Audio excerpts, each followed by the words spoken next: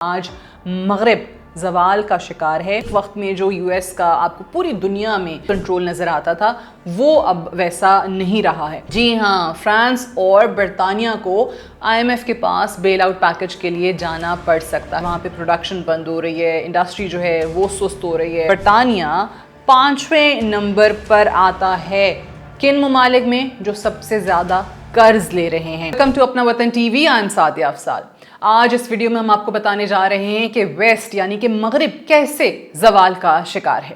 اب ایک وقت تھا جب فرانس کو سپر پاور کہا جاتا تھا، پھر اس کے بعد برطانیہ کا نمبر آیا، برطانیہ عالمی طاقت بنا، اور ایسا وقت تھا کہ جو تمام دنیا کے سمندری گزرگاہیں ہیں اس پہ برطانیہ کا کنٹرول تھا، برطانوی سامراج کا راج تھا. پھر برطانوی طاقت بھی ختم ہو گئی اور 1945 کے بعد، دوسری جنگ عظیم کے بعد، ہم نے دیکھا کہ امریکن سینچری کا آغاز ہوا جس میں واشنگٹن ایک نئی سپر پاور کے طور پہ ابھرا.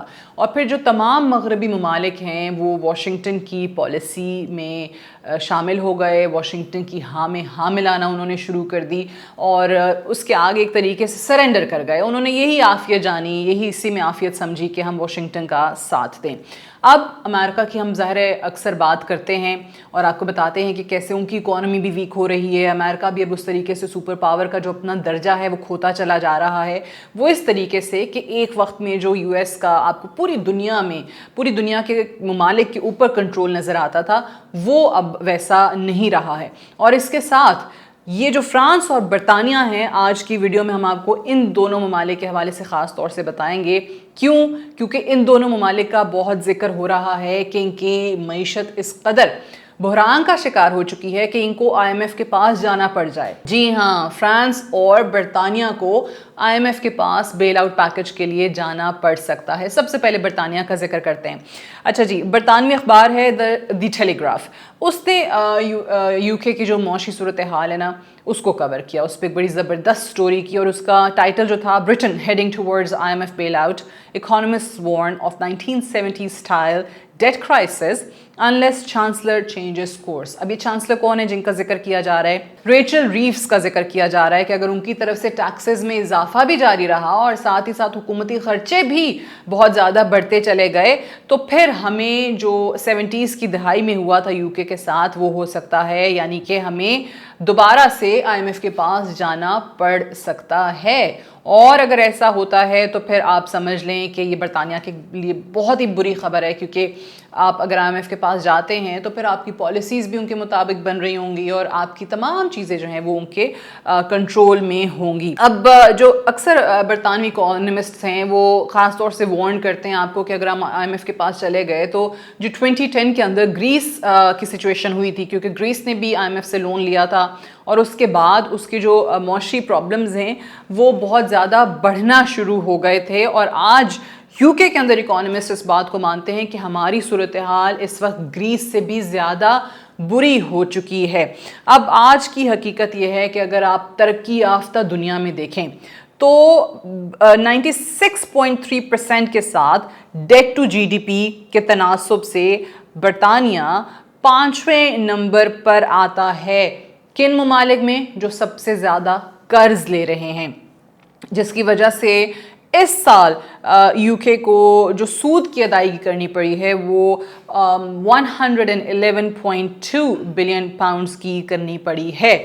تو آپ اندازہ لگا لیں اس چیز سے کہ ان کی جو اکانومی ہے وہ کس قدر بحران کا شکار ہوتی چلی جا رہی ہے. اچھا، پھر ہم یقینی طور پہ یہ بھی کہہ سکتے ہیں کہ جو برطانوی پالیسی میکرز ہیں وہ ایک عرصے سے آگاہ تھے کہ ہم آخر کس ڈگر پہ جا رہے ہیں. وہ وارن بھی کر رہے تھے، بتا بھی رہے تھے سب کو کہ جی ہماری معیشت کمزور ہو رہی ہے.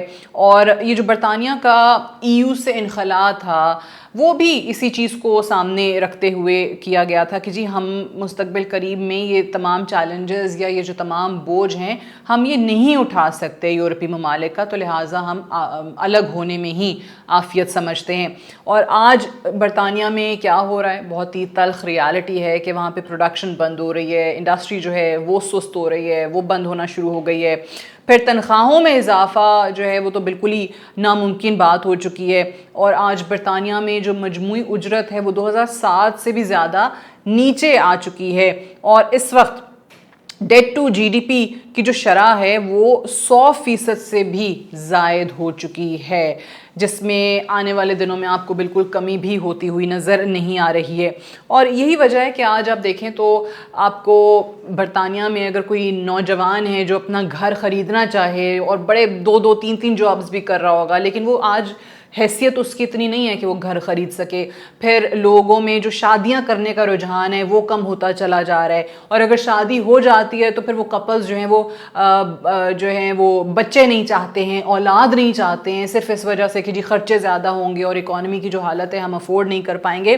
सो ये तमाम चीज़ें जो हैं वो आपको बताती हैं और बहुत क्लियर इंडिकेशन है इस चीज़ की कि सूरत हाल बहुत ख़राब हो रही है।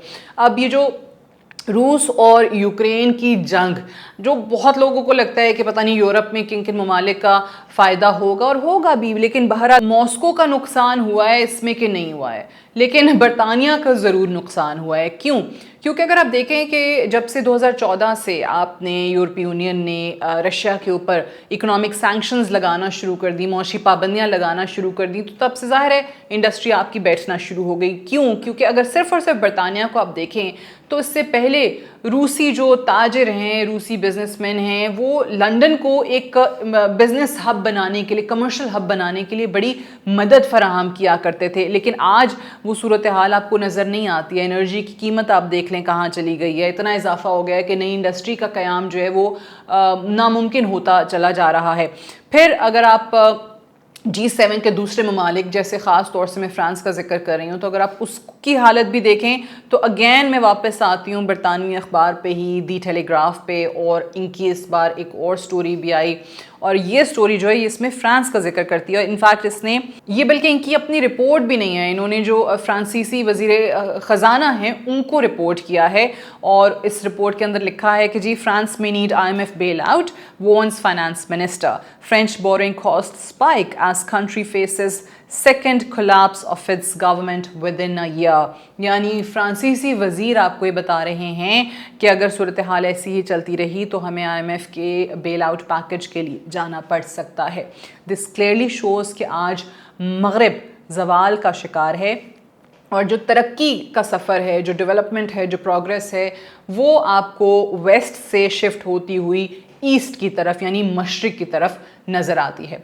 Do give us your feedback on this topic and suggest more topics for our channel as well. Thank you so much for watching.